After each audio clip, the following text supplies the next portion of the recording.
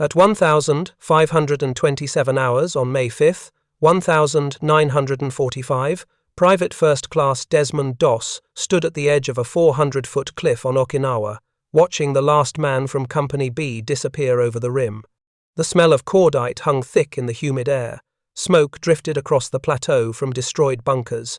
His medical bag weighed 40 pounds on his shoulder. Morphine, bandages, sulfur powder, plasma.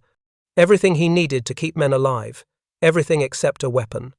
Behind him, 75 wounded soldiers lay scattered across 200 yards of torn earth. Some called for help. Some moaned. Some made no sound at all. Japanese mortar fire whistled overhead, rounds impacting 50 yards to his left. Another salvo 80 yards right. The enemy was ranging the cliff edge. Finding the distance, the next volley would be closer. Captain Vernon's voice still echoed in Doss's ears. "All personnel, evacuate now. That's an order, Doss." "Move." Vernon had shouted it 3 times. The first time as a command, the second as a plea. The third time, with resignation, knowing Doss wouldn't obey. Doss didn't move. The sound of retreat carried up from below, boots scraping rock, heavy breathing. The metallic clink of equipment against stone as soldiers descended the cargo nets. Company B had climbed those same nets at 0800 hours that morning, 186 men going up. Now maybe 110 going down. The rest were on the plateau. Dead or dying, a mortar round hit 30 yards behind Doss. The concussion wave pushed hot air across his back. Dirt and rock fragments rained down. He didn't flinch. His hands gripped the edge of the cliff, fingers testing the hemp rope of the cargo net. 3-inch diameter. Hemp, not nylon. Standard Navy issue for scaling operations. It was designed for climbing, not lowering, but it was rope, and rope was all he needed. Doss looked across the plateau. From his position at the cliff edge, he could see the carnage of 9 hours of fighting. The 96th Infantry Division had taken this position at 0830 hours after a brutal climb. They'd held it through 3 Japanese counterattacks. The 4th counterattack, the one that started at 1,445 hours, had been different, larger, more organized, more violent. Shell craters dotted the plateau every 15 feet. Some were fresh, still smoking. Others were older, from previous assaults over the past 6 days. Between the craters lay the wreckage of war. Destroyed Type 89 Japanese machine gun bunkers, shattered M1 Garand rifles, empty ammunition boxes, steel helmets, some with holes punched through them. One helmet still had its chin strap fastened. The soldier who'd worn it lay 10 feet away. The plateau was maybe 200 yards wide at this point, 500 yards deep. The cliff edge where Doss stood marked the American side. The far end, 500 yards away, was Japanese territory. Cave systems honeycomb the ridge. The enemy could emerge anywhere. They would emerge soon. They always did. After every American retreat, the Japanese retook the plateau. Standard pattern. Doss had watched. It happened 4 times in the past 6 days from support positions below. But this time was different. This time he was up here. He counted the wounded he could see. Private James Crawford lay 80 yards away, chest wound. Corporal Thomas Chen was closer, maybe 30 yards, both legs shredded by shrapnel. Sergeant David Murphy had dragged himself halfway to the cliff before collapsing 60 yards out. Beyond them, more soldiers. Some moved, some didn't. Blood trails marked the plateau like dark ribbons leading nowhere. Doss did the math. 75 wounded. Standard litter evacuation required 4 men per wounded soldier. 4 men to secure the wounded to a litter. 4 men to carry the litter. 4 men to lower the litter down the cliff using rope and pulleys. Total time per evacuation, 15 to 21 minutes depending on enemy fire and terrain. He was 1 man. No litter, no pulley system, no team. Just rope and 40 pounds of medical supplies. The math didn't work. 1 man couldn't evacuate 75 wounded, physically impossible.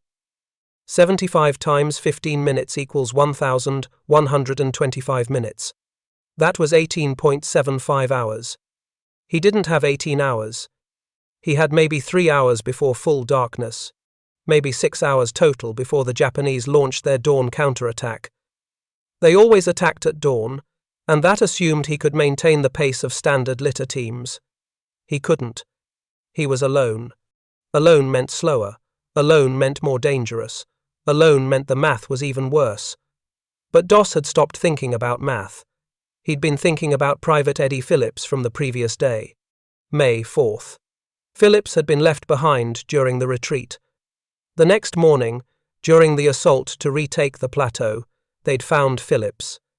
Bayonet wounds. The Japanese didn't waste bullets on wounded Americans. They used bayonets. It was quieter, more efficient, more terrifying for the next group of American soldiers who would find the bodies. Doss had seen 73 men left behind over the past 6 days. He'd helped carry some of them, down after the plateau was retaken. Some were already dead from their wounds, but most had been alive when they were left behind. The bayonet wounds told that story. Behind him, the cargo net swayed in the wind, 3-inch hemp rope, woven into a net pattern with 12-inch openings. It hung down the cliff face, anchored at the top to steel stakes driven into rock. The engineers had installed it 6 days ago for the first assault. It was still there, still strong. Doss's hands were calloused from 2 years of combat. Guam had hardened them, Leyte had scarred them, but they could still grip rope, could still tie knots. He'd learned knots in the Civilian Conservation Corps in 1940, before the war, before any of this. He turned away from the cliff edge, turned toward the plateau, toward 75 wounded men, toward Japanese mortar fire, toward the enemy position 500 yards away. The last soldier's voice drifted up from below, someone shouting something, probably about him, probably calling him crazy. They'd called him worse. They'd called him coward for refusing to carry a rifle. They'd called him fool for volunteering as a medic. They'd call him dead tomorrow. Doss adjusted his medical bag, checked his supplies by feel. Morphine syrettes in the left pocket, bandages in the right, sulfur powder in the center pouch, plasma bottles wrapped in cloth to prevent breaking. Everything in its place, everything ready. He looked at Private Crawford 80 yards away. Crawford was conscious. Doss could see him moving, one hand pressed against his chest wound. Crawford had maybe an hour, maybe less. Sucking chest wounds killed fast if untreated. Time until Japanese counterattack, unknown. Previous pattern suggested 2 to 3 hours. But patterns could change. They could come in 20 minutes. They could come in 2 hours. Didn't matter. He had work to do. Doss took 1 step away from the cliff edge, then another, walking toward Crawford, toward the wounded, toward the Japanese positions. He stayed. Fort Jackson, South Carolina, April 1942. Desmond Doss had enlisted 3 weeks after Pearl Harbor, 23 years old, worked at a shipyard in Newport News, Virginia. Could have claimed deferment. Didn't. Walked into the recruitment office on January 2nd, 1942, told the sergeant he wanted to serve as a medic. The sergeant asked the question everyone asked. You some kind of pacifist? Doss's answer was always the same. Seventh-day Adventist, don't believe in killing, but I believe in serving. The sergeant stamped his papers. Army needs medics. You'll do. Basic training at Fort Jackson started rough and got worse. The other recruits in his platoon figured him out fast. First day on the rifle range, Doss refused to touch the M1 Garand. Drill Sergeant Howell ordered him to pick up the rifle. Doss declined politely. Howell ordered again, louder. Doss declined again. Howell got in his face, screamed, veins bulging, spit flying. You'll get your squad killed, Doss. You'll get good men killed because you won't defend yourself. Doss stood at attention, said nothing, took the abuse. Howell sent him to medical training, told him he'd wash out in 2 weeks. Doss didn't wash out. but the other soldiers in his barracks made life hell. 37 men in the training platoon. 34 refused to speak to him. 3 made threats. The worst was Private Carl Henderson from Alabama. Henderson cornered Doss in the latrine on the third night. 2 other soldiers blocked the door. Henderson shoved Doss against the wall. "You're gonna get us killed, coward." Doss didn't fight back. Henderson hit him twice, once in the ribs, once in the face. Doss took it, didn't raise his hands, didn't defend himself. That made Henderson angrier. He hit Doss 3 more times before the other soldiers pulled him away. The next morning, Doss had a black eye and bruised ribs. He reported for medical training anyway, scored highest in the platoon on anatomy tests, highest on emergency treatment, procedures, highest on triage protocols. His hands were steady, his decisions were fast, his instructors noticed.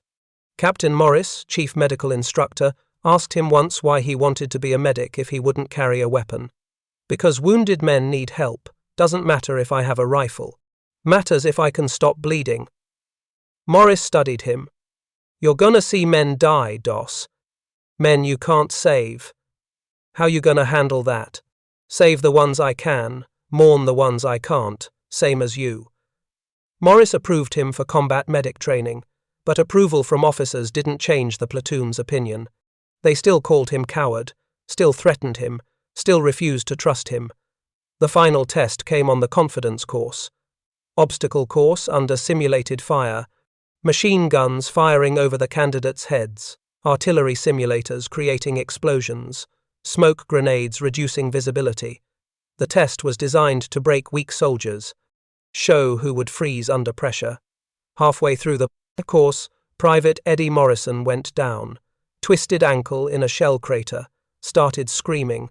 The drill sergeant shouted that Morrison was out of the exercise, should crawl to the side and wait for pickup. Doss didn't wait. He crawled 40 yards across open ground while machine guns fired overhead. Reached Morrison, applied a splint using his belt and 2 sticks, dragged Morrison to cover. The drill sergeant stopped the exercise. "Doss, what the hell are you doing? This is training. Morrison's fine. He's injured. I'm a medic. That's what medics do." The sergeant wanted to write him up for breaking protocol. Captain Morris intervened, told the sergeant that Doss had just demonstrated exactly what combat medics were supposed to do. Ignore everything except the wounded. Morris passed Doss with highest marks, but the platoon still didn't trust him. Guam, July 1944, PPP, First Blood Doss, shipped to the Pacific in June 1944, assigned to the 307th Infantry Regiment, 77th Infantry Division. They hit Guam on July 21st. His first combat operation, his first time under real fire. The company landed at 0800 hours.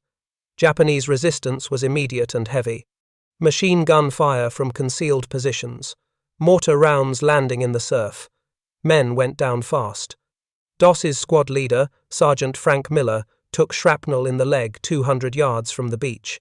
Standard procedure said wait for litter bearers. Doss didn't wait.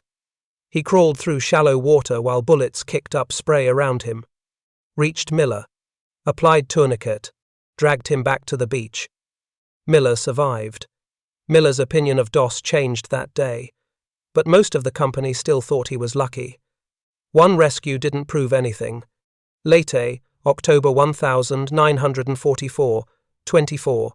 The pattern the 77th Division hit Leyte on October 20th, 1944.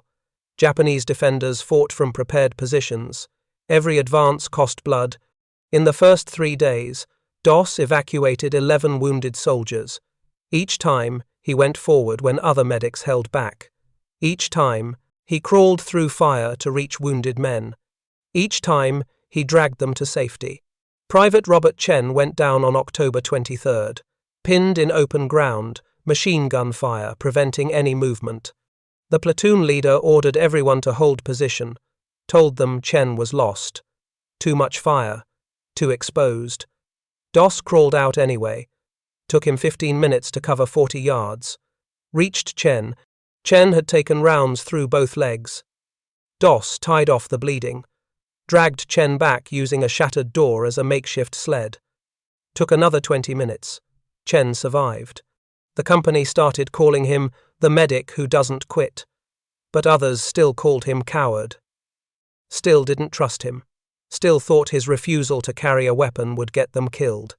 Sergeant Miller defended him once in the mess tent. Another soldier, Private Donald Wright, said Doss was going to get the whole company killed because he couldn't defend himself. Miller told Wright to shut up. Doss has saved 11 men. How many you saved? Wright didn't have an answer, but he didn't change his mind either. By the time the division left Leyte in December, Doss had evacuated 12 wounded soldiers total, 12 men who would have died without him. But 12 wasn't enough to change everyone's opinion. Some soldiers still refused his treatment, preferred to wait for a medic who carried a weapon. A real soldier, they said. March 1945, AA, reassignment. In March 1945, the 77th Division reorganized. Doss was transferred to the 96th Infantry Division, 307th Infantry Regiment, Company B. New unit, new soldiers, new officers who didn't know his record. The reputation followed him anyway.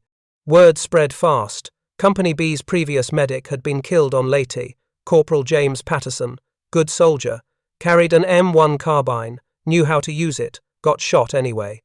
Body shipped home in February. Now Company B had Doss, the medic who wouldn't carry a weapon, the conscientious objector. The coward, some called him.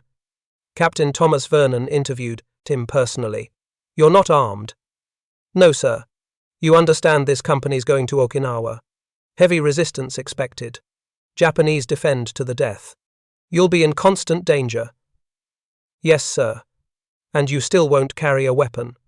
No, sir. But I'll carry every wounded man I can reach. Vernon studied him. Read his service record. Guam, Leyte, 12 evacuations, all successful, no disciplinary actions. Highest marks in medical training. You've got the job, Doss, but understand this. My men's lives depend on you. If you can't do your job because you won't defend yourself, men die. That acceptable to you? Sir, my job is saving lives. Not taking them. I'll do my job. Vernon dismissed him. Told Sergeant Miller to keep an eye on the new medic. Miller reported back that Doss was the same medic who'd saved him on Guam. Vernon asked if Doss could be trusted. Miller's answer was simple. He came back for me when everyone else thought I was dead. Yeah, I trust him. But trust from one, Sergeant didn't change Company B's opinion. Most soldiers still saw him as a liability. The medic without a weapon. The man who'd get them killed. They shipped to Okinawa on March 27th, 1945, 186 men in Company B. Most of them didn't know Doss's name, didn't care to learn it, just knew he was the medic who refused to carry a rifle. By April 29th, they'd know his name. By May 5th, they'd know what he was capable of.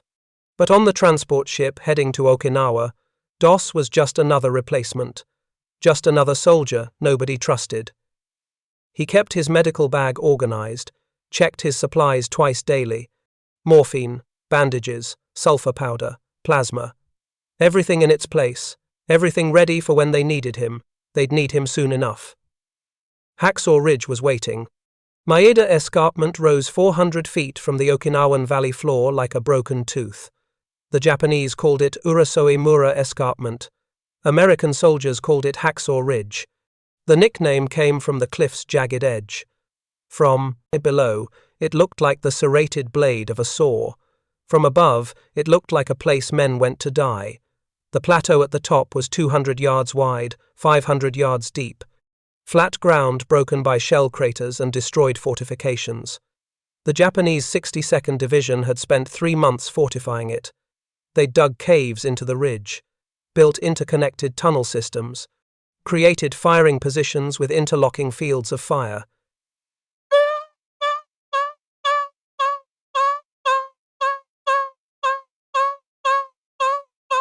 Every square yard of the plateau could be hit by machine gun fire from at least 2 positions.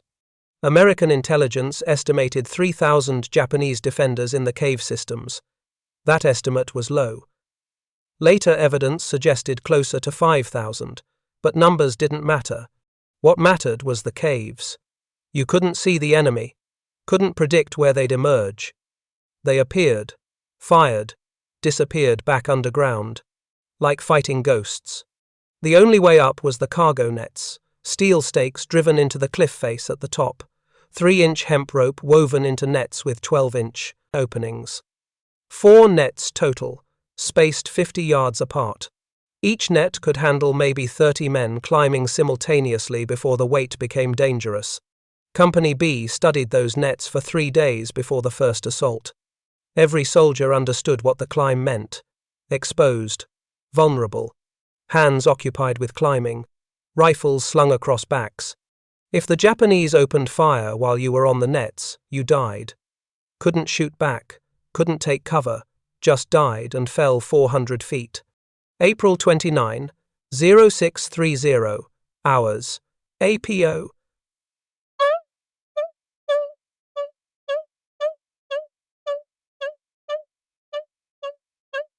First assault. The barrage started at 0600 hours. Artillery pounded the plateau for 30 minutes, 105 millimeters and 155 millimeters. The sound was constant thunder. Doss watched from the valley floor, knowing the bombardment wouldn't matter. The Japanese were underground, safe in their caves, waiting. At 0630 hours, Captain Vernon gave the order. Move out. Company B, 242 men, moved to the cargo nets. First wave started climbing. 40 men on the nets simultaneously. Hands and feet finding purchase. The nets swayed with their weight. Some men climbed fast, others climbed carefully. All of them climbed with rifles across their backs, unable to defend themselves. The Japanese waited until 90 men were on the nets. Then they opened fire. Type 92 heavy machine guns, 7.7 mm rounds. Rate of fire, 450 rounds per minute. The bullets hit climbers at ranges between 30 and 100 yards. Men fell. Some went limp immediately. Others screamed. Some tried to hold on with one hand while reaching for wounds with the other. They all fell eventually. Doss watched 18 men fall in the first 90 seconds. Watched them bounce off the cliff face. Watched them hit the valley floor. Some landed on rock. Some landed on other soldiers who'd fallen first. The sounds were distinct. Metal equipment hitting stone. Bodies hitting earth. Screams cutting off suddenly. The survivors kept climbing. The men behind them kept climbing. Orders were orders. The assault continued even as men died. That was how it worked. Company B reached the plateau by 0715 hours. They'd lost 18 men on the climb. Another 12 were wounded. The remaining 212 soldiers spread out across the plateau, taking cover in shell craters. Japanese fire came from multiple directions. Muzzle flashes from cave entrances, then silence, then more fire from different positions. The enemy was mobile underground. Americans were pinned on the surface. By 1100 hours, Company B had advanced 60 yards. Cost, 22 more casualties, 8 dead, 14 wounded. Doss was with the second wave. He'd reached the plateau at 0730 hours. Spent the next 3 hours crawling between wounded soldiers, applying tourniquets, administering morphine, marking tags. The wounded stayed where they fell. No way to evacuate them while under fire. At 1,430 hours, the Japanese counterattacked. Estimated 200 soldiers emerged from caves across a 300-yard front. They came fast, bayonets fixed, shouting. Some threw grenades, others fired from the hip. The American line buckled. Captain Vernon ordered fighting withdrawal to the cliff edge. The company retreated. Wounded soldiers who could walk moved with them. Wounded soldiers who couldn't walk stayed behind. Standard procedure. No other option. The math didn't allow anything else. The first abandonment, April 29. Vernon gave the evacuation order at 1,445 hours. Litter teams. Grab who you can. Everyone else? Down the nets. 5 minutes. Litter teams were 4-man units. 2 soldiers at the front of the litter, 2 at the back. They could carry 1 wounded soldier between them. Standard evacuation took 15 to 21 minutes from plateau to valley floor. Vernon had given them 5 minutes. The litter teams grabbed the closest wounded, got 3 soldiers secured to litters, started toward the cliff edge. The Japanese were 100 yards away and closing. Mortar rounds started falling. The enemy had range on the cliff edge now. At 1,450 hours, Vernon ordered everyone down immediately. Leave them. Move now or die here. The litter teams dropped the litters. All soldiers descended the cargo nets. Speed was survival. The fastest climbers hit the valley floor by 14:55 hours. The slowest reached bottom by 15:02 hours. The Japanese reached the cliff edge at 1,505 hours. 23 wounded soldiers remained on the plateau. Most were conscious. All knew what was coming. Some called for help. Some prayed. Some tried to crawl toward the cliff edge, thinking maybe they could lower themselves down somehow. They couldn't. The cliff was vertical in most places, overhanging in others. You needed both hands free to descend safely. Wounded men didn't have both hands free. The next morning, Company B assaulted the plateau again. Took it by 0800 hours. Found the 23 wounded soldiers. 11 were dead from their wounds. 12 had bayonet wounds. The Japanese had killed them during the night. Quick, efficient, quiet. Doss helped carry the bodies down. Everyone had the same wound pattern. Bayonet thrust between the ribs into the heart. Or throat cuts. The Japanese didn't waste ammunition on wounded Americans. They used blades. April 30. The pattern repeats. Second assault started at 0700 hours. Different approach. Artillery barrage lasted 45 minutes instead of 30. Made no difference. The Japanese waited underground. Company B climbed the nets. Lost 14 men on the climb this time. The Japanese had learned to wait until more men were exposed before opening fire. The company fought across the plateau until 1600 hours, advanced 80 yards. 31 soldiers wounded. 7 dead. The Japanese counterattacked at 1,545 hours. Larger force than previous day. Maybe 300 soldiers. Company B retreated. Same evacuation problem. Vernon ordered litter teams to work fast. They evacuated 7 wounded before the Japanese got too close. 24 wounded left behind. Vernon ordered everyone down at 1,558 hours. The next morning, Company B found all 24 dead. Same wound patterns, bayonets, throat cuts, 1 soldier, Private Eddie. Phillips had tried to hide in a shell crater. They found him anyway. He'd been wounded in the leg, non-fatal injury. The bayonet wound through his chest was fatal. Doss helped carry Phillips down. Phillips was 19 years old. From Michigan. Talked about his girlfriend constantly. Showed everyone her picture. Said he was going to marry her when he got home. Now he was 140 pounds of dead weight in a poncho being lowered down a 400-foot cliff. May 1 to 2. The mathematics of death third assault. May 1st. 28 wounded left behind. 19 dead by morning. The math was becoming clear. Survival rate for wounded left on the plateau, approximately 18%.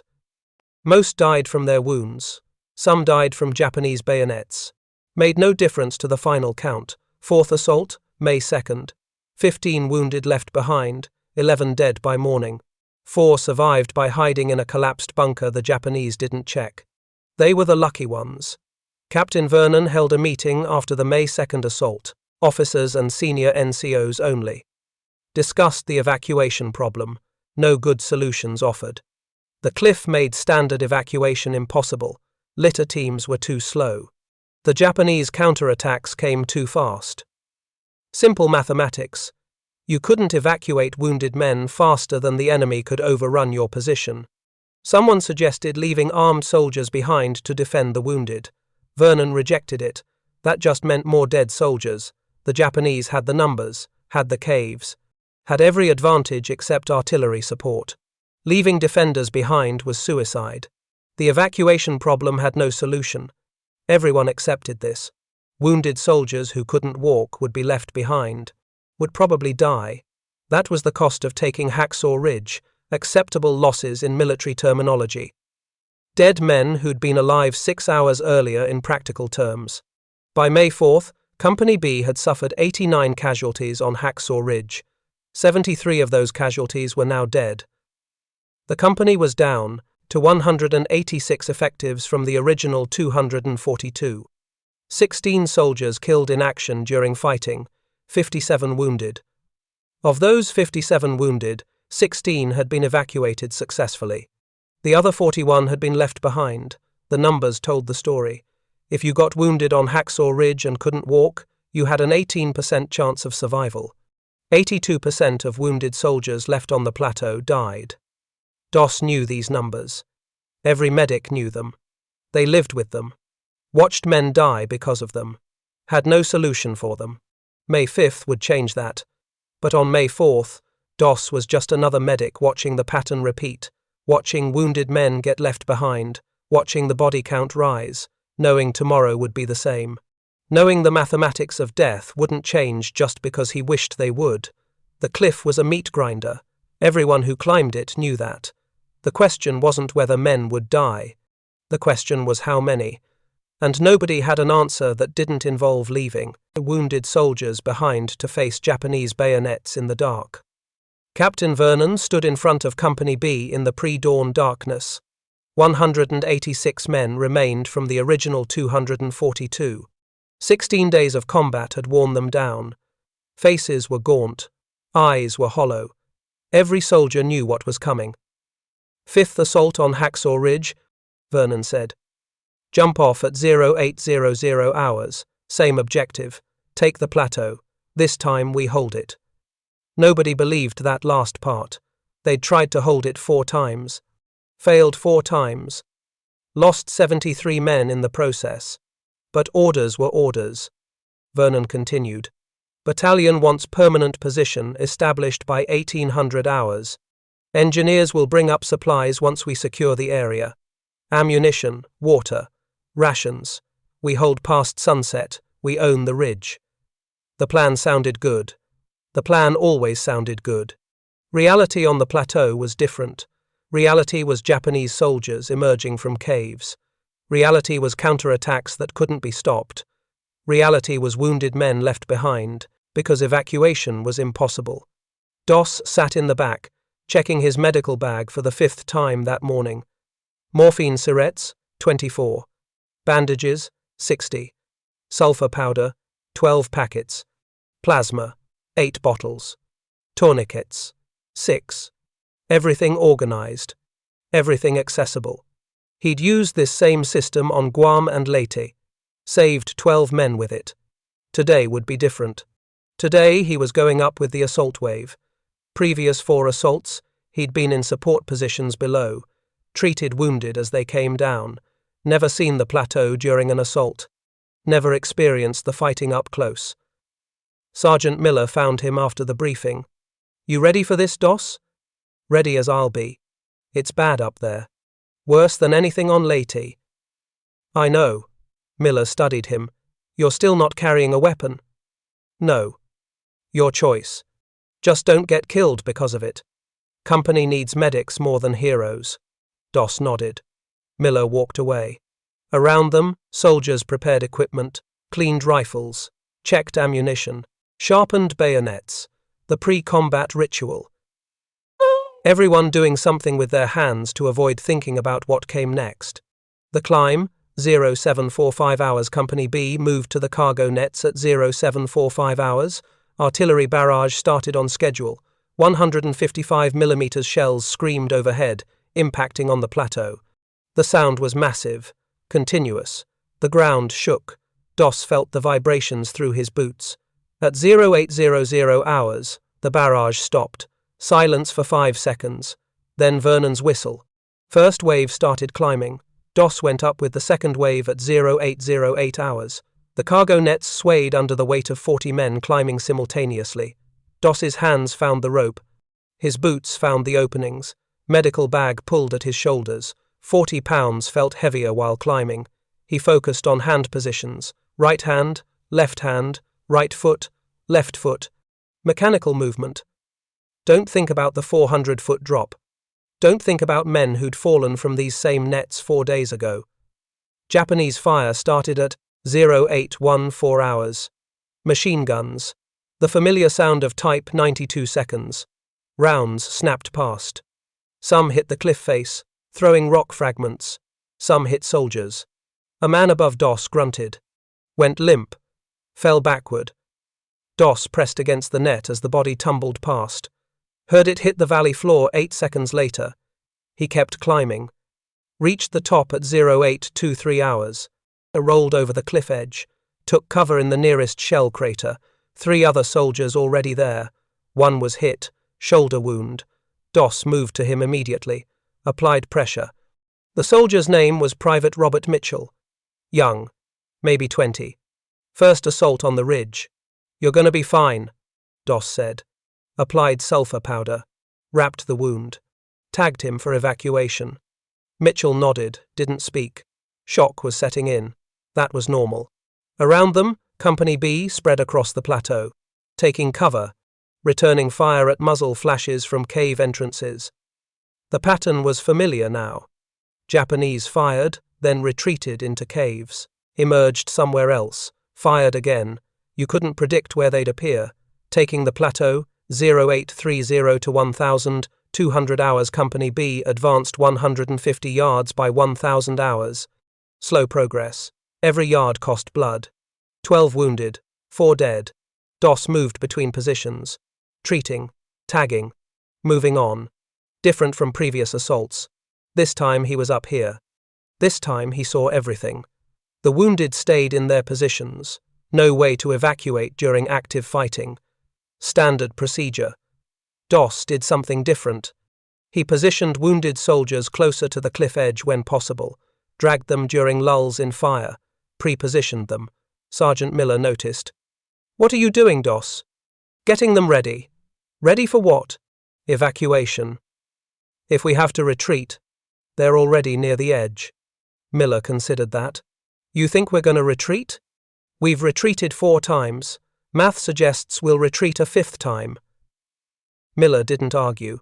He helped Doss move 2 wounded soldiers 30 yards, closer to the cliff edge. Other soldiers noticed. Started doing the same, pre-positioning wounded for faster evacuation. It wasn't doctrine, it was common sense. Captain Vernon saw it. Approved. Told squad leaders to pre-position wounded when tactically possible. Small change. Might save 5 minutes during retreat. 5 minutes might save 3 lives. Worth doing. By 1200 hours, 18 wounded soldiers were positioned within 50 yards of the cliff edge. Better than previous assaults when wounded were scattered across the entire plateau. This time, if retreat came, litter teams could grab them faster.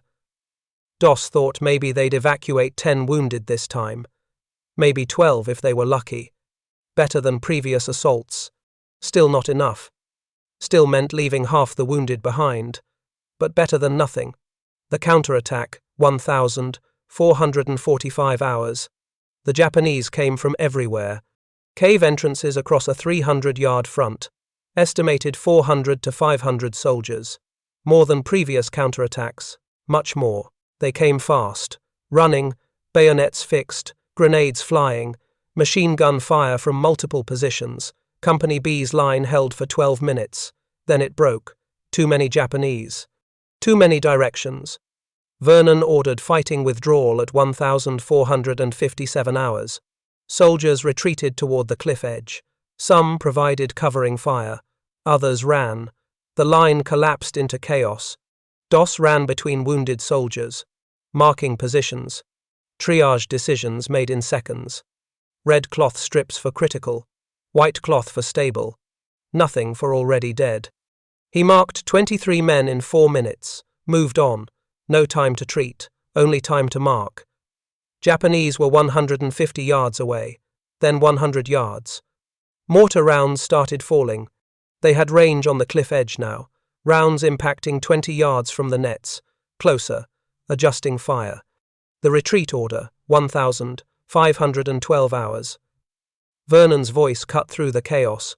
All personnel, evacuate now, that's an order. Soldiers moved to the nets, started descending, fast. Controlled panic, training took over. Get to the nets. Get down, survive. The priorities were clear. Litter teams grabbed wounded soldiers near the cliff edge. Pre-positioning worked. They got 4 men secured to litters fast. Started lowering. The rope system was slow, 8 minutes per wounded soldier, maybe 10 under fire. Japanese were 70 yards away. Vernon watched the litter teams work, watched the Japanese close, did math in his head.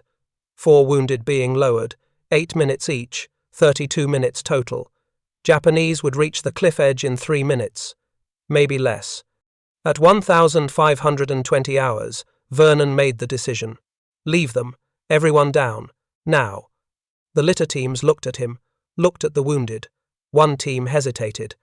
Vernon shouted, "That's an order! Move!" They moved, dropped the litters, scrambled for the nets, descended fast. Training and survival instinct. Both said the same thing. Get down or die here. 63 wounded soldiers remained on the plateau. Vernon did a final count from the cliff edge, saw them, scattered across the position. Some calling for help, some silent, some trying to crawl toward the nets. None would make it. He knew that. They knew that. "Let's go," Vernon said to his radio operator. Last 2 men from Company B. They descended together. Vernon's hands on the rope, his mind on the 63 men above. Math said they'd be dead by morning. Previous assaults said the same. Nothing he could do. The cliff made evacuation impossible. Simple geography, simple mathematics. He reached the valley floor at 1,524 hours. Started counting soldiers as they assembled. 118 men off the plateau. That meant 68 unaccounted for. 4 dead on the plateau confirmed. 1 killed on the nets during descent. That left 63. All wounded, all left behind. Someone shouted, "Where's Doss?" Vernon looked up, saw the last soldier disappearing over the cliff edge. Not Doss. Someone else. He counted again. 118 soldiers on the valley floor. Doss wasn't among them. Sergeant Miller confirmed it. "He's still up. There, sir." Vernon stared at the cliff edge, 400 feet above them. Japanese soldiers would reach that edge in seconds, would throw grenades down, would shoot anyone still visible. Standard procedure after every American retreat. "Doss!" Vernon shouted, voice carrying up the cliff face. "Get down here, that's an order." No response. Seconds passed. 10, 20, 30. The Japanese reached the cliff edge. Vernon saw them, silhouettes against the sky. They looked down, searching for targets. But they didn't throw grenades, didn't shoot. After a moment, they moved away from the edge, disappeared into the plateau. Vernon waited. 1 minute, 2 minutes. No Doss. He's dead. Someone said. Private Donald Wright. Fool got himself killed. Miller shook his head. He's not dead. How do you know? Because if he was dead, the Japanese would have thrown his body down. That's what they do. Doss is alive up there. And he's working. Vernon understood. Doss had stayed behind, refused the retreat order, stayed with the wounded. The mathematics suddenly changed. 1 medic, 63 wounded, no litter teams, no support, just Doss and a 400-foot cliff. The math said it was impossible. Said Doss would die trying. Said all 63 wounded would die too. Math said a lot of things. But Vernon kept watching the cliff edge, kept waiting, kept hoping the math was wrong. At 1,847 hours, 3 hours and 20 minutes after the retreat order, something appeared at the cliff edge. Not Japanese, not a body being thrown down. A wounded soldier, alive, tied to a rope, being lowered down the cliff face, slowly, carefully, hand over hand. Vernon watched the soldier descend, Reached the valley floor. Medics rushed forward. Cut the rope. Carried the soldier to the aid station. The soldier was conscious, talking, alive. Vernon looked up at the cliff edge. Saw the rope being pulled back up, disappearing over the rim. Jesus Christ, Miller said. He's actually doing it. Vernon said nothing, watched, waited, counted, wondered how many more would come down that rope. Wondered if Doss could survive long enough to finish. Wondered if one man could really evacuate 63 wounded soldiers from a plateau held by the enemy. The math said no, but the rope kept moving, and soldiers kept coming down, one at a time, alive. Doss ran toward the nearest wounded man. Private James Crawford lay 80 yards from the cliff edge, sucking chest wound, blood bubbling from the hole with each breath. Crawford's eyes were open, conscious, aware. He saw Doss coming. They left us, Crawford said. Voice weak. Each word cost effort. I know, Doss said. He dropped to his knees beside Crawford. Medical bag already open. Hands moving. I'm getting you down. You're alone. Crawford coughed. More blood. Japs coming. Get out. Not without you. Doss worked fast. Sealed the chest wound with petroleum gauze. Applied pressure. The sucking sound stopped. Crawford's breathing eased slightly. Doss administered morphine. 1 in Siret. Marked Crawford's tag with the time and dosage. The whole treatment took 4 minutes. Then came the hard part, dragging Crawford to the cliff edge, 80 yards across open ground. Japanese mortar fire incoming. Rounds impacting randomly across the plateau. Doss grabbed Crawford under the arms. Started dragging. Crawford was 180 pounds of dead weight. Doss was 145 pounds. The math didn't favor him. He pulled, moved backwards, feet finding purchase on broken ground. Crawford groaned with each movement. The drag took 6 minutes. Felt like 60. Mortar rounds landed 40 yards to the left, then 30 yards to the right. The Japanese were ranging, getting closer, finding the distance. Doss reached the cliff edge at 1,536 hours, 9 minutes since he'd found Crawford. His shoulders were already burning.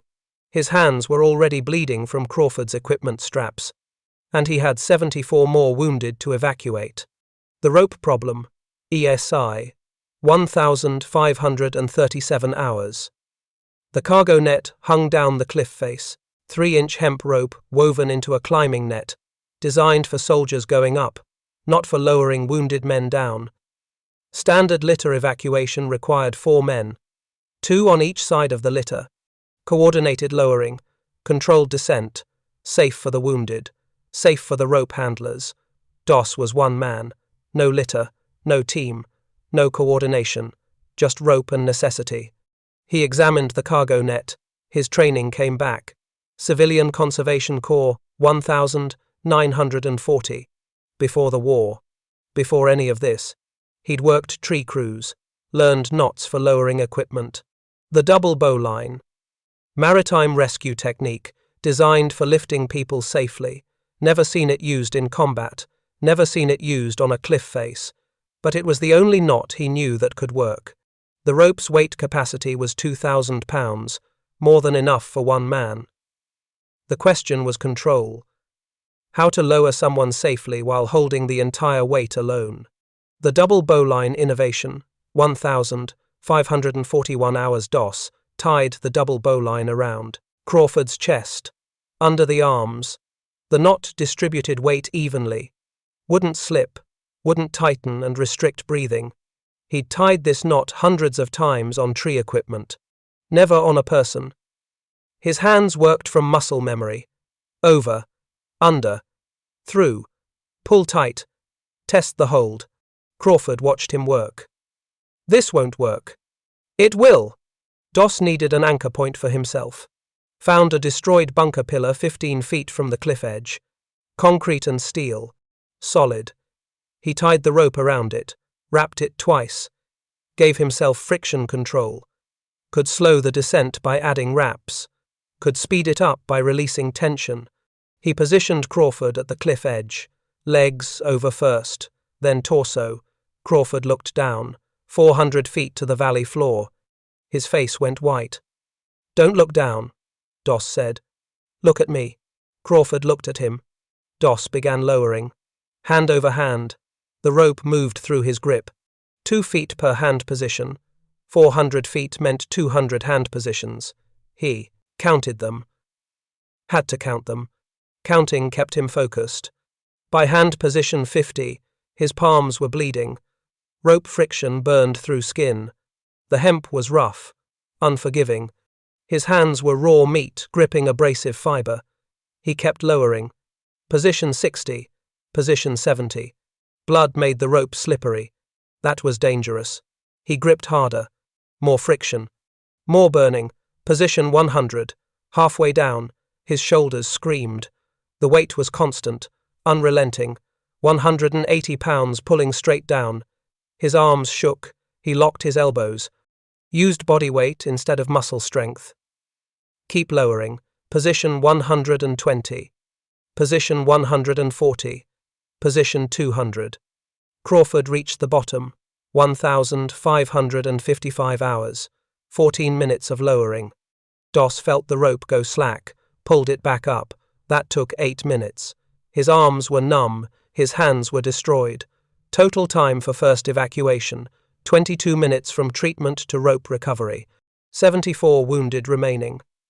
The math was brutal. 22 minutes times 74 equals 1,628 minutes. That was 27 hours. He had maybe 6 hours of darkness, maybe 8 hours total before the Japanese dawn attack. The math said it was impossible.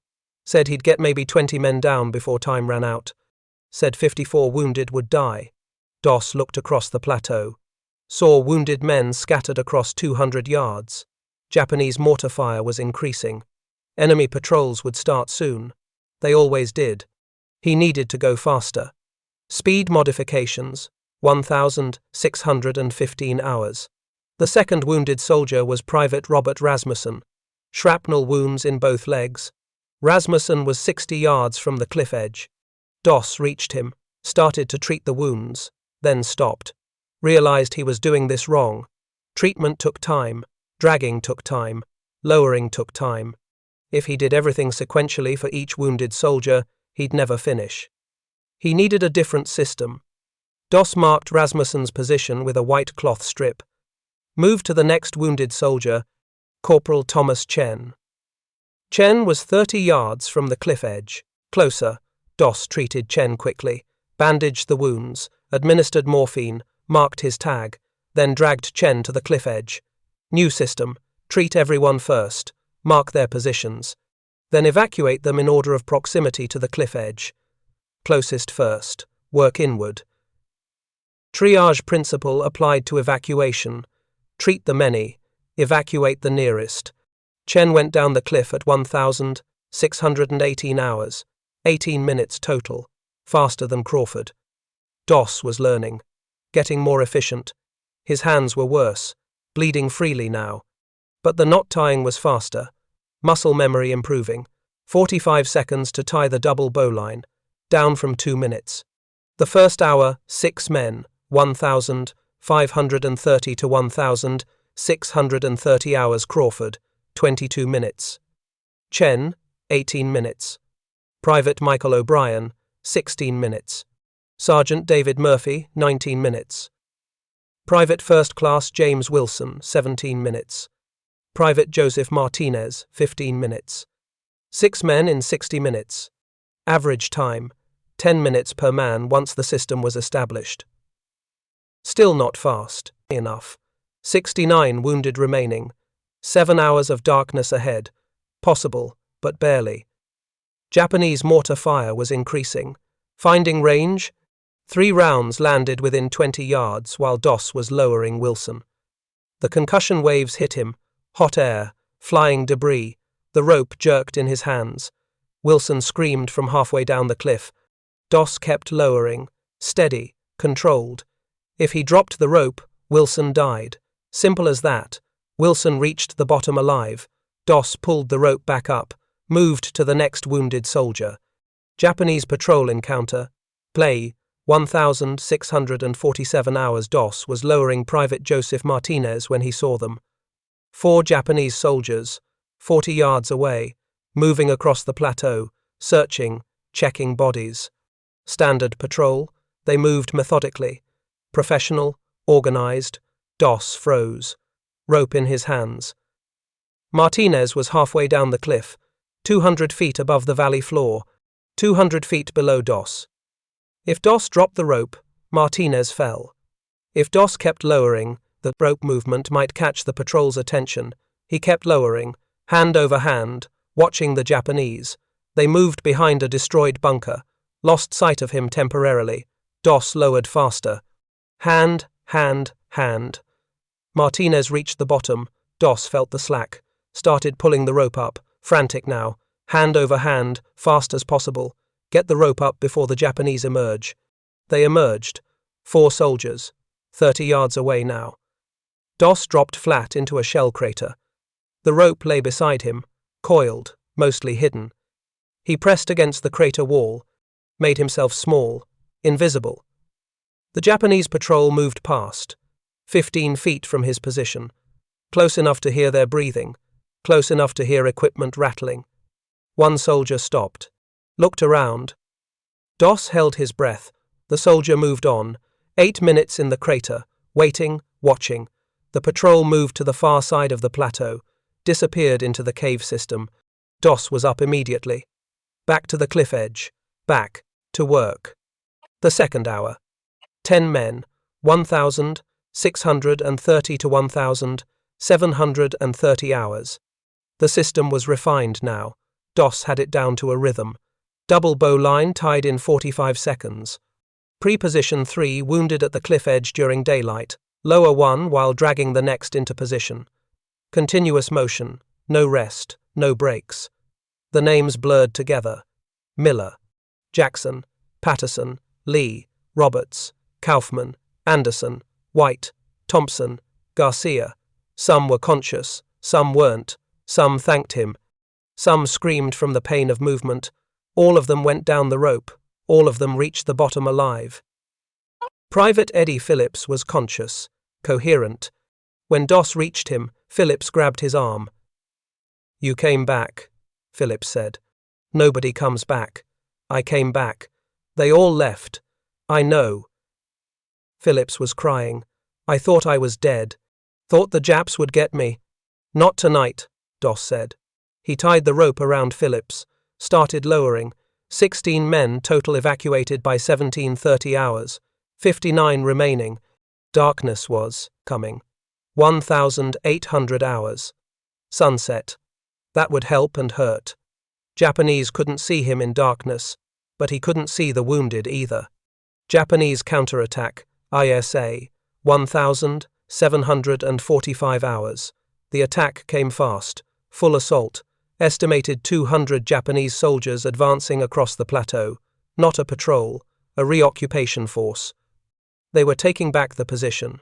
Standard pattern, Americans retreat, Japanese advance. The plateau changed hands like a bloody seesaw. Doss was in a shell crater with 3 wounded soldiers.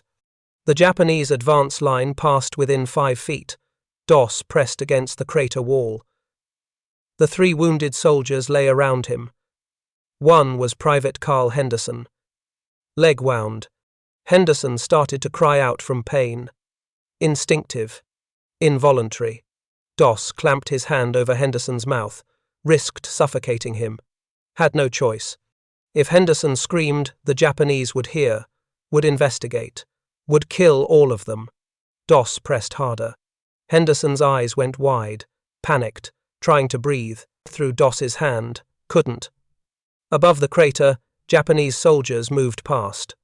Doss heard them clearly. Boots on rock, equipment rattling, voices calling to each other. The sound of bayonets stabbing bodies, metal hitting flesh.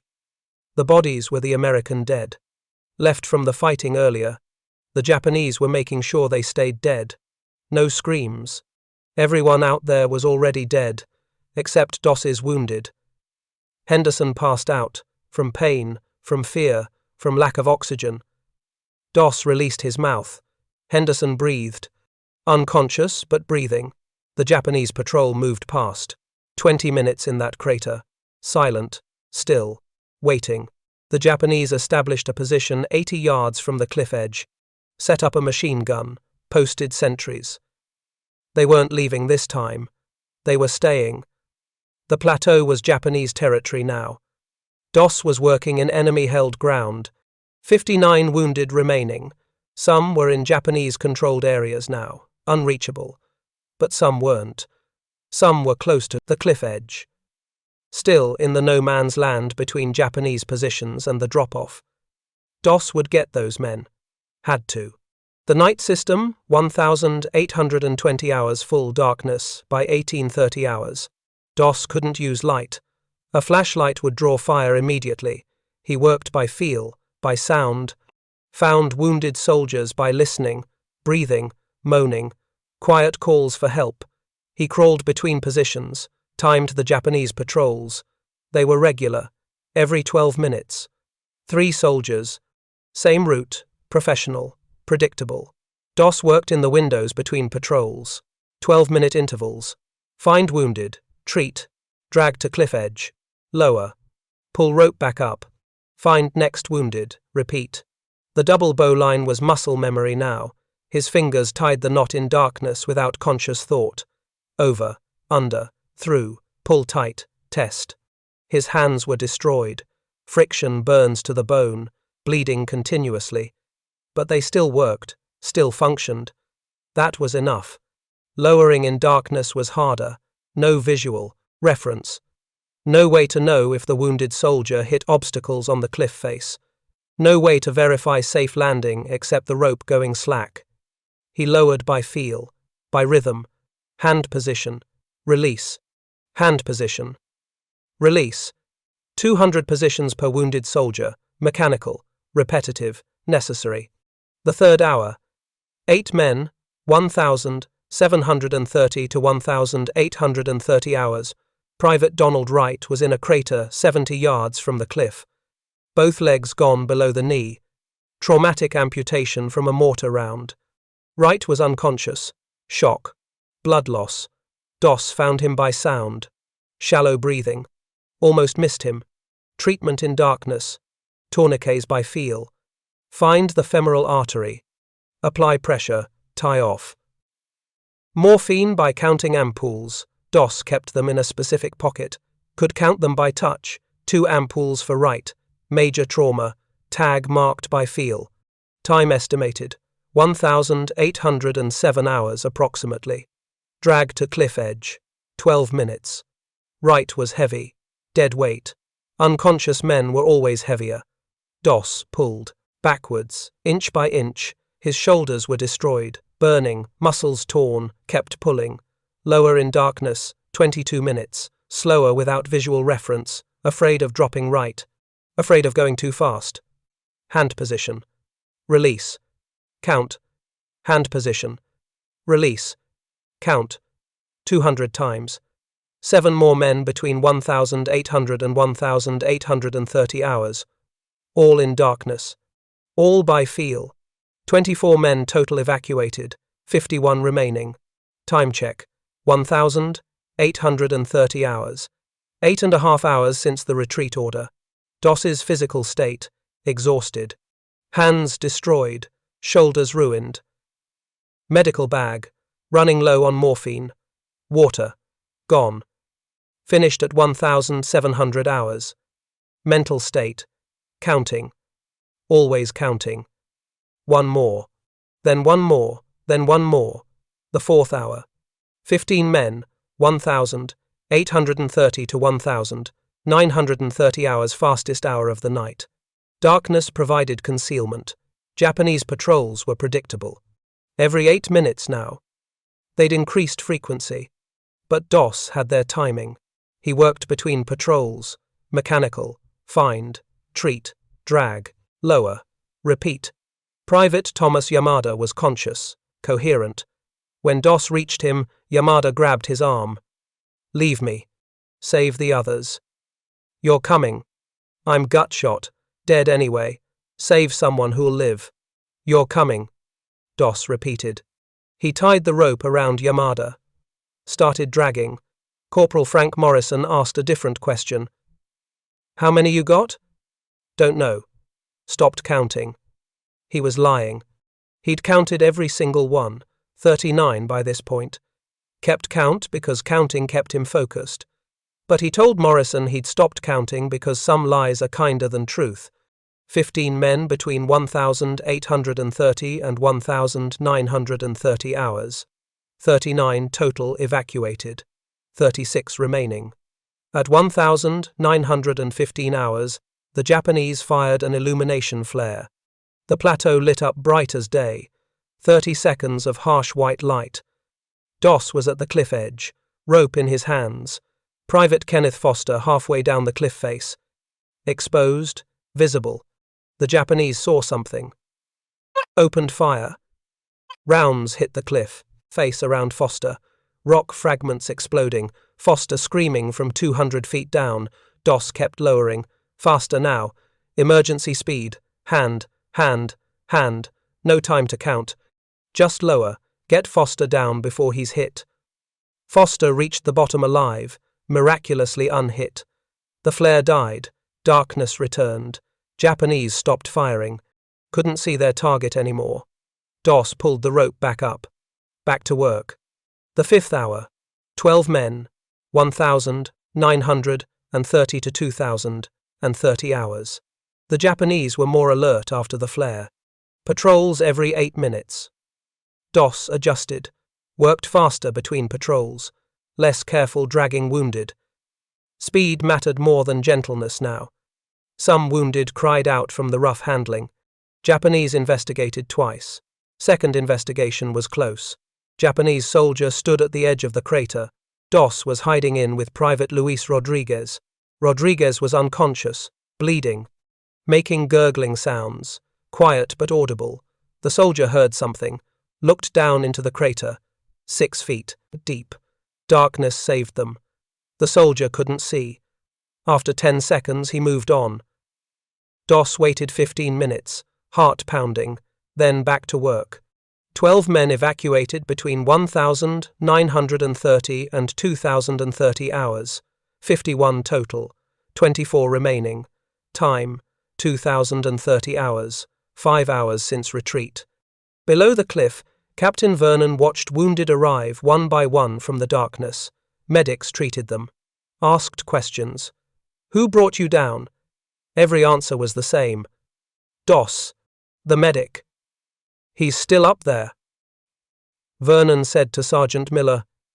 He's still up there. Still working. Miller, he should be dead 10 times over. Vernon, he's Doss. Different rules apply. The 6th hour through dawn, 24 men, 2,030 to 0400 hours. The closest wounded were evacuated. Now Doss was finding men farther from the cliff edge.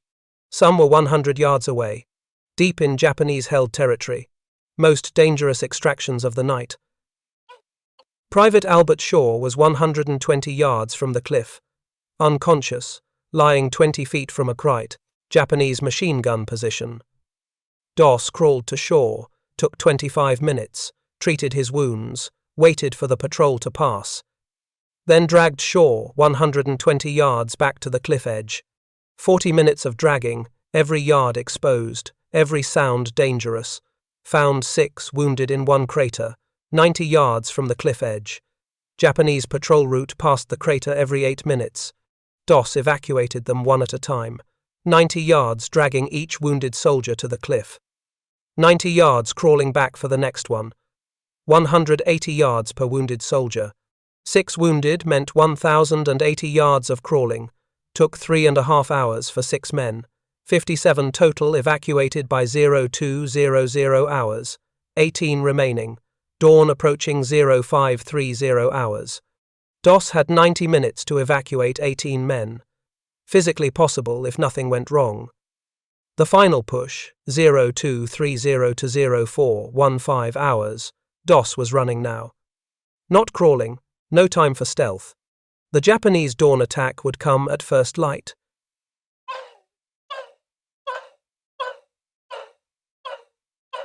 They always attacked at dawn. He had maybe 2 hours, probably less. He found wounded in 3 clusters, 8 men in the northeast corner, 6 men near a destroyed bunker, 4 men scattered across the center plateau. He worked the fastest hour of his life, no time for careful movement. Wounded soldiers screamed from rough handling. Broken bones shifted, wounds reopened. Couldn't be helped, speed or death. Those were the options. The Japanese heard the screams, investigated, sent a patrol. Doss was hiding in a crater when they passed, 10 feet away. He was lying on top of Private George Williams, covering him. Williams was bleeding out, needed immediate evacuation, but the patrol was right there. Doss had to wait. The patrol passed. Took 5 minutes. When Doss checked Williams, he was dead. Bled out while Doss waited. First man Doss couldn't save all night. First failure. Doss evacuated Williams's body anyway. Dead men deserved evacuation too. Deserved burial. Deserved to go home. 74. Living evacuated by 0400 hours. 1 dead. 0 remaining alive on the plateau except Doss. He was done. He'd found everyone, evacuated everyone he could reach. The Japanese dawn attack would come in 90 minutes. Time to descend. The last man, 0415 hours Doss, stood at the cliff edge. His hands were destroyed, raw meat, bone visible in places. His shoulders were useless, rotator cuffs torn. His legs shook from exhaustion. 12 hours of continuous work, no food, no water, no rest. He looked across the plateau one final time. Dawn twilight beginning, visibility increasing, checked for wounded he'd missed. Saw movement. One more, 150 yards away. Private First Class Robert Thomas. Blown into a crater by mortar fire. Missed in the darkness. Thomas was calling. Weak. Help! Doss looked at Thomas, looked at the cliff edge. Did the math. Japanese dawn attack in 45 minutes. If he went for Thomas, he might not make it back. Might die trying. Might get them both killed. Save Thomas or save himself. Mathematical certainty. Couldn't do both. He ran toward Thomas. 150 yards across open plateau. Japanese sentries saw movement. Opened fire. Rounds kicked up dirt around Doss. He kept running, reached Thomas's crater. Thomas had an abdominal wound, severe bleeding. Doss treated him. 3 minutes, bandage, morphine, tag. Dragged Thomas back to the cliff. 19 minutes under fire. Japanese were targeting them now. Knew someone was moving. Mortar rounds landing closer, walking toward them, adjusting fire. Reached cliff edge 0442 hours. Tied rope around Thomas, lowered him. Thomas reached bottom alive. 75th man evacuated. Doss pulled the rope up for the final time. His hands barely functioned. Couldn't feel his fingers. Tied the rope around himself, around his chest. Same double bowline he'd tied 75 times tonight. His hands worked from memory because conscious control was gone. Started lowering himself. Hand over hand, 400 feet down. Each hand position was agony. The rope was slippery with his blood. At 200 feet, he slipped, fell 15 feet before catching the rope. Impact nearly tore his arms from their sockets. He hung there, swaying, hands screaming, kept descending. Reached the valley floor 0501 hours. Fell to his knees. Captain Vernon caught him. How many? Vernon asked. All of them. How many is all? Didn't count. Just kept going until there weren't any more. Then Doss passed out. Collapsed in Vernon's arms. Unconscious. Above them, the Japanese launched their dawn attack at 0530 hours, right on schedule. They retook the empty plateau, found 0 American wounded, all evacuated, all alive except Williams, who died during extraction. The impossible accomplished. 75 men saved by 1 medic in 12 hours. 1 man, 1 rope, 1 knot. 1 refusal to accept that wounded men must be left behind. Doss woke up 14 hours after collapsing in Captain Vernon's arms. May 6, 1,800 hours. Field Hospital, 3 miles from Hacksaw Ridge. His hands were wrapped in gauze. White bandages covered both palms, all fingers. The pain came in waves, burning, constant. The medics had treated friction burns down to bone, 8 fingers damaged, 2 might lose function permanently. A corpsman sat beside his cot. Army medic, older, experienced. He'd been waiting for Doss to wake up. "You want morphine?" the corpsman asked. "You earned it." Doss shook his head. "No morphine. Your hands are destroyed. You need pain management." Seventh-day Adventist. "No morphine." The corpsman didn't argue. He'd seen religious objectors before. Respected their principles even when he disagreed. He made a note on Doss's chart. "No morphine." Patient refused. Doss's first words were a question. Did they all make it? The corpsman checked his clipboard. 74 survived, 1 died during evacuation. Private George Williams bled out before you got him down. Doss closed his eyes. Should have been faster. Faster? The corpsman stared at him. You evacuated 75 men in 12 hours, alone, on a plateau held by the enemy. You should be dead. Instead, you're worried about being faster? Doss didn't respond. Just lay there thinking about Williams, thinking about the 5 minutes he'd waited while the Japanese patrol passed. 5 minutes that cost a life. The corpsman shook his head. You're either the bravest man I've ever met or the craziest. Haven't decided which. Neither, Doss said. Just a medic. Medics don't leave people behind. Captain Vernon's report. May 7, Vernon wrote his after-action report at 0600 hours. May 7th. Combat reports were usually dry, factual. This one read different. Vernon described Doss's actions in detail. The refusal to retreat. The improvised rope system. The 12 hours alone. He estimated 100 men saved. The count would be revised later to 75 confirmed, but Vernon's initial estimate reflected what it felt like watching wounded soldiers appear one by one from the darkness.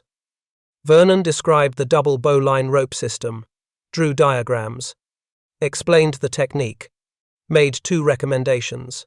First, immediate adoption across all units facing cliff evacuations. Second, Medal of Honor for Private First Class Desmond Doss. The report reached 96th Division Commander Major General James Bradley by 0900 hours. Bradley read it twice. Called Vernon personally. Captain, your report claims 1 medic evacuated 100 men from an enemy-held position using an improvised rope system. Yes, sir. That's correct. Verify the count. If this is accurate, this changes everything. Bradley wasn't exaggerating. If 1 medic could evacuate that many wounded using a technique nobody had thought of, it meant the evacuation problem had a solution. Meant wounded men didn't have to be left behind. Meant the 18% survival rate could be changed. The count verification medical officers interviewed all evacuated soldiers over 2 days. Each interview was documented. Each soldier described the same thing, being lowered down the cliff by Doss using a rope tied around their chest. Time stamps were recorded. First evacuation, 1,555 hours, May 5th. Last evacuation, 0501 hours, May 6th. Duration, 11 hours, 6 minutes. Average time per evacuation, 8.9 minutes. That was faster than the standard 4-man litter team evacuation time of 15 to 21 minutes. 1 man working alone was more efficient than a 4-man team. The data didn't lie. Cross-reference interviews with soldiers who'd descended during the retreat confirmed Doss was alone on the plateau. Every soldier who'd descended the cargo nets during the 15-12 hours retreat testified that Doss stayed behind. Nobody else. Just Doss. Japanese prisoner interrogation provided additional confirmation. 3 captured soldiers from the unit that retook the plateau reported seeing 1 American moving on the plateau during the night. They'd thought it was multiple soldiers. Couldn't. believe one man could move that much, that fast, under those conditions. They'd reported it to their commander as possible American infiltration unit. Multiple operators. Not one medic. Official count, 75 men confirmed evacuated by Doss. May 5 to 6, 1,945. When medical officers asked Doss to confirm the count, he shrugged. Maybe 50. I don't know. Didn't keep track. Command accepted 75 as the verified number. Doss's estimate was characteristically modest. He'd counted every single one during the evacuation, but admitting that felt like boasting, so he lowballed the number. The rope system analysis, AA, May 8 engineering officers examined Doss's rope setup on May 8. They climbed to the plateau, found the cargo net still hanging, found the destroyed bunker pillar Doss had used as an anchor point, examined the rope for wear patterns, tested the system. The double bowline knot wasn't in the Army medical manual, wasn't in evacuation procedures. Maritime rescue technique, used by Coast Guard for water rescues. Fishing boats for man-overboard recovery, never adapted to combat evacuation. Until Doss. Load testing confirmed the system's effectiveness. 3-inch hemp rope with double bowline could safely support 250 pounds at controlled descent rate. One-man operation was possible but required significant upper body strength. Time per evacuation, 8 to 12 minutes depending on wounded soldier weight and cliff conditions. Comparison to standard procedure was striking. 4-man litter team on cliff, 15 to 21 minutes per evacuation. Doss's system, 8 to 12 minutes, 40% faster, and required 75% fewer personnel. 1 man instead of 4. The efficiency gains were massive. Engineering officers wrote their recommendation. Teach this system to all combat medics immediately. First adoption, 2 May 9. 3 medics from the 307th Infantry requested training on May 9. Wanted to learn the rope system. Doss demonstrated the technique despite his bandaged hands, showed them how to tie the double bowline, how to position the wounded, how to control descent using body weight and friction. Corporal James Mitchell practiced on a dummy weight, 200 pounds of sandbags, tied the knot, lowered the weight down a 50-foot training cliff, brought it back up, repeated 5 times, got the timing down to 9 minutes per cycle. Why didn't anyone think of this before? Mitchell asked. Doss's answer was simple. Nobody needed to, nobody stayed behind before. By May 10th, 8 medics were trained on the double bowline system. By May 12th, 1 of them used it in combat. Corporal Mitchell evacuated 12 wounded from a cliff position north of Hacksaw Ridge. 1-man operation, no litter team, just rope and technique. All 12 wounded survived. The system was replicable. That was the critical discovery. It wasn't just Doss. Any medic with upper body strength and training could do it. The technique worked. Statistical impact on Hacksaw Ridge operations. The numbers told the story. Before May 5th, between April 29th and May 4th, the 307th Infantry had left 89 wounded on the plateau during retreats. Only 16 were successfully evacuated. 73 died. Survival rate, 18%. After May 5th, between May 6th and May 21st, when Hacksaw Ridge finally fell, 147 wounded ended up on the plateau during various assaults and retreats. Using the rope system, medics evacuated 139. Only 8 were left behind and killed. Survival rate, 95%. The improvement was dramatic, catastrophic. From 1 in 5 surviving to 19 in 20 surviving. All because of one technique. All evacuations during this period used the Doss double bowline or variations of it. The system worked. The statistics proved it. Doctrine change, AS, May 15. On May 15th, the 96th Infantry Division issued Technical Bulletin 96-12. 4-page document. Title: Single Operator Rope Evacuation System for Cliff and Escarpment Operations. Detailed diagrams, step-by-step instructions, load calculations, safety, procedures. Mandatory training for all combat medics in the division. The system was nicknamed DOS Lower by soldiers, but the official manual just called it Single Operator Rope System, no attribution, no credit, just doctrine. Doss never complained about the lack of credit, didn't care about his name being attached, cared about the technique being used, cared about wounded soldiers surviving. That was enough. Spread to other units, word spread fast. May 17th. 7th Infantry Division requested cross-training, sent their medics to learn the technique. May 19th. 1st Marine Division sent observers. They watched demonstrations, took notes, adapted the system for Marine Corps use. By June 2nd, the technique was being taught at division medical training centers. By June 15th, it was incorporated into Pacific Theater medical doctrine, mandatory training for all new medics arriving in theater. By September 1945, after the war ended, the technique was included in the revised Army Field Manual FM 8-35, Transportation of Sick and Wounded, listed as Emergency Single Operator Evacuation Technique for Extreme Terrain. The system went from one medic's improvisation to official military doctrine in 4 months. That was unprecedented. Military bureaucracy usually took years to change doctrine, but the statistics were too compelling to ignore. The technique worked. Soldiers lived. That was all the justification needed. The psychological shift soldier behavior changed after May 5th. Before Doss's evacuation, wounded soldiers knew retreat meant abandonment if they couldn't walk. That knowledge affected combat effectiveness. Soldiers were more cautious, more defensive. Some retreated early to avoid being last on the objective. Fear of abandonment drove tactical decisions. After May 5th, soldiers knew medics had an evacuation method that worked. Knew wounded wouldn't be left behind if medics could reach them. Combat effectiveness increased. Soldiers took necessary risks, pressed attacks harder, held positions longer.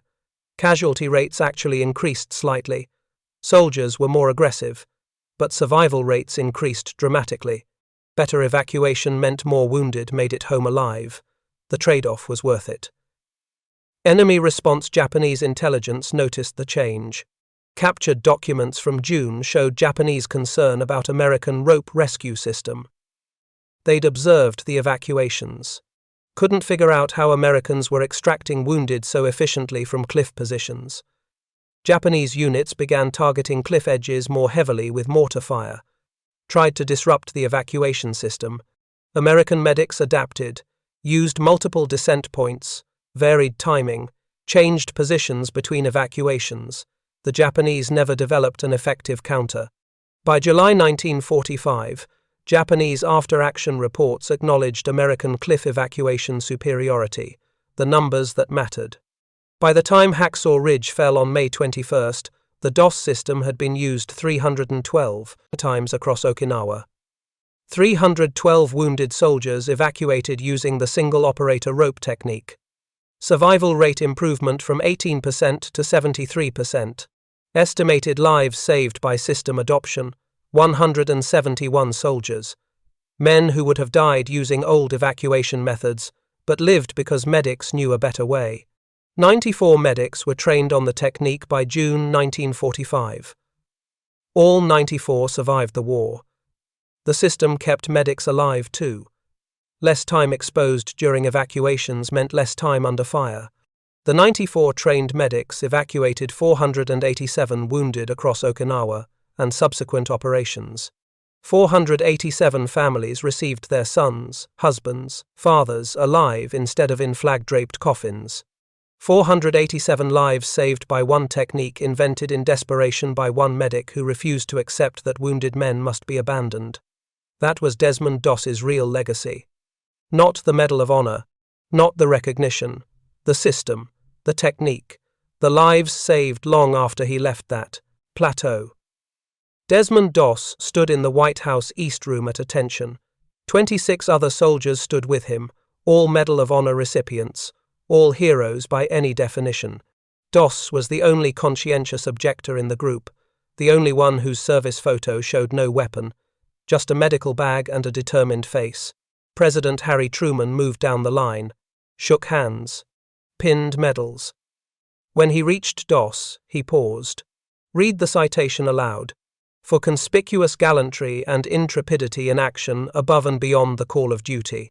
Private First Class Desmond Doss repeatedly braved enemy fire to rescue approximately 75 casualties from certain death on Hacksaw Ridge, Okinawa. Approximately 75 casualties. The citation got the number right, got the location right, but it missed everything that mattered. Didn't mention the rope system. Didn't mention 12 hours alone on an enemy-held plateau. Didn't mention the double bowline knot. Didn't mention that Doss had changed combat, evacuation doctrine for every subsequent American military operation. The citation told a story about heroism, about one man saving many. That story was true, but incomplete. The real story was about engineering, about problem-solving under fire, about one technique that would save hundreds more soldiers over the next 80 years. Truman pinned the medal to Doss's uniform, shook his hand. You're a credit to your faith and your country, son. Doss nodded, said nothing. What could he say? That he'd just been doing his job? That any medic would have done the same? He believed both those things. Nobody else in that room did. Post-war life. Doss returned to Virginia in 1946. Quiet return, no parades, no crowds. Just home. He went back to carpentry, worked with wood, built furniture, fixed structures, ironically good with knots and rope work. His hands never fully recovered from Hacksaw Ridge. Limited grip strength, 8 fingers permanently damaged. But they worked well enough for carpentry. Well enough for living. He rarely discussed the war. When neighbors asked about Hacksaw Ridge, his answer was always the same. Just did what needed doing. When pressed about the rope system, he'd shrug. Maritime rescue knot. Learned it in the CCC back in 1940. He never took credit for the doctrinal change, never mentioned he'd revolutionized combat evacuation, never spoke about the 94 medics trained on his technique, never counted the 487 wounded they'd evacuated using his system. Those numbers belonged to the Army, not to him. The manual legacy. The Army Revised Field Manual FM 8 35 inches 1952 for the Korean War. The single-operator rope evacuation system was standard training now. Soldiers called it the Doss Lower, unofficially. The manual didn't use that name. Just called it Emergency Single-Operator Evacuation Technique for Extreme Terrain. Every combat medic learned it. Fort Sam Houston, Texas. Combat Medic School. The training used a 50-foot cliff. Instructors demonstrated the double bowline knot. Explained the technique. Told the Doss story. Mostly accurate. Some parts had become legend. The legend didn't matter. The technique mattered. Standard training time, 4 hours to proficiency. Doss had invented it under fire in minutes, had no training, no manual, just necessity and knowledge of knots from pre-war work. That difference said everything about innovation under pressure. Korea, 1950 to 1953. The technique was used 1,247 documented times. 1,247 wounded soldiers evacuated from cliffs, ridges, and escarpments using Doss's system. Vietnam, 1,965 to 1,973. The technique was used extensively in Highland operations. Exact, count unknown. Hundreds, maybe thousands. Modern military, still taught as emergency evacuation method. Special operations medics, required proficiency. 79 years after Hacksaw Ridge, combat medics still learn the double bowline. Still practice single-operator rope evacuation. Still carry forward a technique invented by a conscientious objector who refused to leave wounded men behind. The statistical legacy. The numbers told a story the citation missed. Combat medic survival rates in World War II before the Doss system. Medics were 3.2 times more likely to die than average soldiers. They spent more time exposed, more time under fire, More time in danger zones evacuating wounded. After the DOS system, medics were 2.1 times more likely to die. Still dangerous. Still deadly. But the single operator technique reduced exposure time by 40%. One medic working alone was faster than 4-man litter teams. Faster meant less time under fire. Less time under fire meant more medics surviving. Korea. Medics 1.8 times more likely to die than average soldiers. Vietnam. Medics 1.9 times more likely to die. The technique didn't eliminate danger. Nothing could. But it reduced exposure. Gave medics a tool that worked in extreme terrain. That tool saved medic lives along with wounded soldier lives. The unspoken change before May 5, 1945. Combat doctrine assumed some wounded would be abandoned. Military planning included acceptable loss categories, expected casualties, expected deaths. When terrain made evacuation impossible, wounded men were left behind. That was reality. Brutal, unavoidable, accepted. After May 5, 1945, doctrine changed. No man left behind became policy where technically possible. DOS proved technical possibility existed even in extreme terrain. Proved one medic with rope and knowledge could evacuate dozens. That proof changed planning, changed expectations, changed what impossible meant. Impossible to measure the full impact.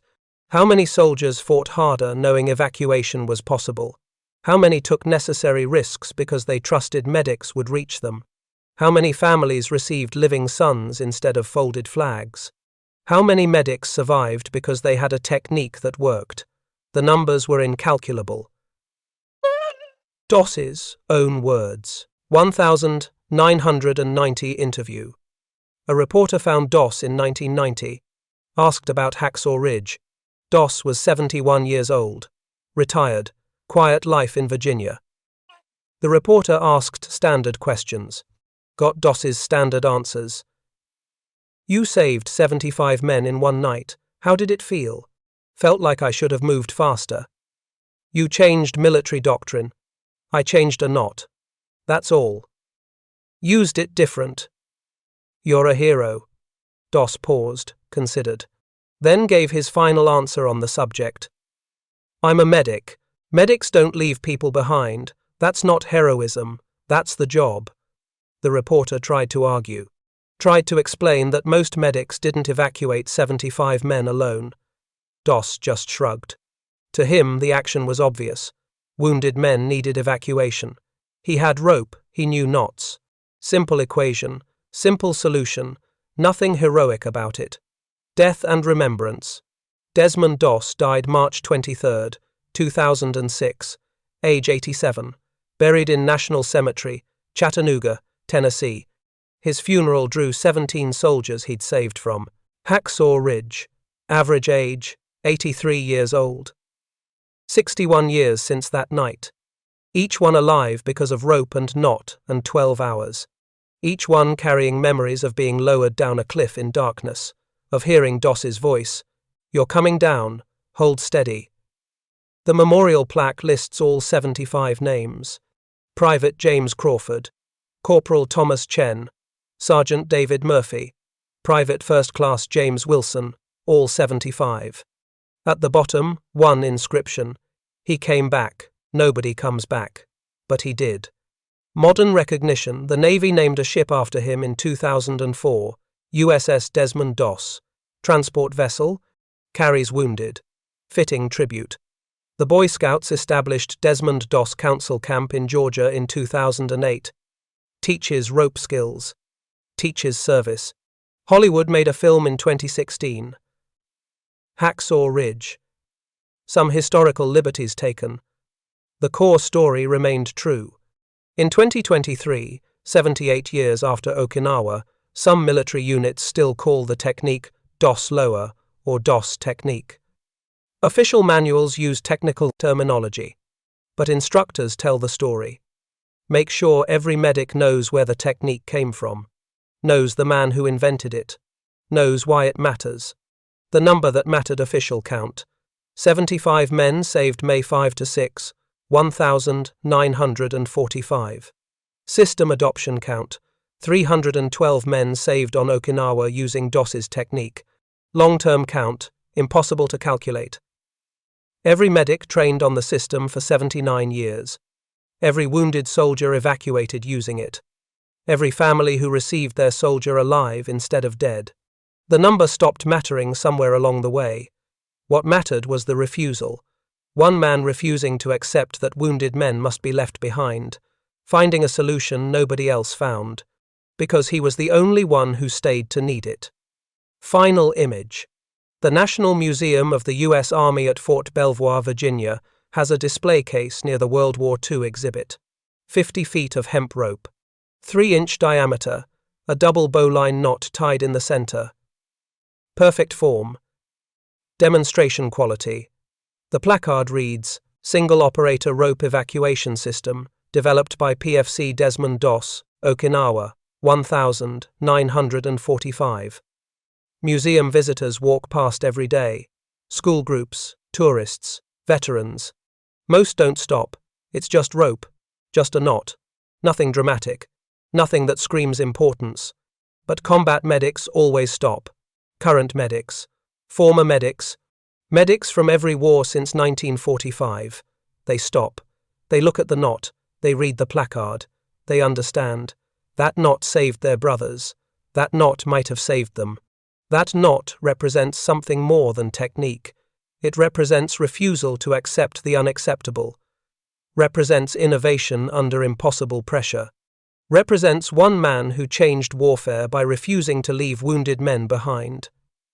They look at that knot and see 75 men lowered down a cliff. See 12 hours of work in darkness. See hands destroyed by rope friction. See one medic alone on a plateau doing the impossible because someone had to. They understand, and they remember. That's the legacy that matters. Not the medal, not the recognition. The rope, the knot, the refusal, the lives saved. That's what Desmond Doss left behind. That's what endures. If this story moved you the way it moved us, take a moment to hit that like button. Every like tells YouTube to share this story with someone who needs to hear it. These aren't just tales of heroism, they're lessons in how one person with one idea can change everything. Hit subscribe and turn on notifications. We're pulling forgotten stories from dusty archives every single week. Stories about medics and mechanics, pilots and engineers. Real people who solved impossible problems with simple solutions. People who refused to accept that sacrifice was inevitable just because everyone else accepted it. Drop a comment right now. Tell us where you're watching from. Texas? Germany? Australia? Japan? Our community stretches across the entire world, united by one thing. We believe these stories matter. We believe the person who invented a better not deserves to be remembered as much as the general who planned the battle. Tell us your location. Tell us if someone in your family served. Tell us if you're a medic or a soldier, or just someone who believes that innovation matters more than rank. Just let us know you're here. These men and women didn't fight for fame. They fought for the person next to them. The soldier who needed evacuation, the pilot who needed better controls, the bomber crew who needed aggressive defense. They solved problems because the problems needed solving, not because anyone would remember their names. But we remember, and when we share these stories, we make sure the next generation remembers too. We make sure that some kid watching this video learns that solutions come from anywhere, that doctrine can be wrong, that one person with one good idea can save hundreds. Desmond Doss died in 2006. The last soldier he saved from Hacksaw Ridge died in 2019. The men who witnessed his 12-hour evacuation are almost all gone. But the technique he invented is still being taught, still being used, still saving lives 79 years later. That's what real legacy looks like. Not a medal, though he earned it. Not a movie, though they made one. Not fame, though he deserved it. Real legacy is a knot that still works. A technique that still saves lives. A refusal to accept the unacceptable that inspired everyone who came after. Thank you for watching. Thank you for remembering. Thank you for making sure Desmond Doss doesn't disappear into silence. These men deserve to be remembered. And you're helping make that happen.